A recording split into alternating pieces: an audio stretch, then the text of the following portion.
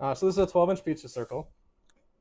We're going to cut just slightly larger than this. No matter what you do when you're baking the pizza, it's going to shrink a little bit.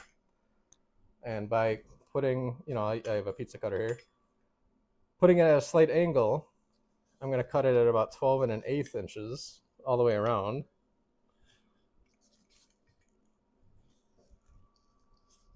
Instead of 12 inches, because it's still going to shrink, and it's probably going to shrink to less than 12 inches. Even with this added bit of dough. This is the trimmings of this dough, but we incorporated flour into this. This dough is not as forgiving, but because it's so warm in here, I feel like we will get to a place that is okay to use it. We just bury it in the middle, form a ball, and see how smooth this gets after it sits for a couple days when we first start out and before it gets hydrated. So this is the dough we just made. You can see it's lumpy. It looks more like a head of cauliflower than a smooth ball of dough.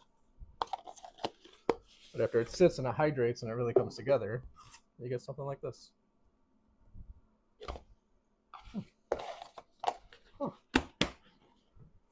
We'll put it on top of the stove where it's very warm, and that will help it come together a little bit more because we added that drier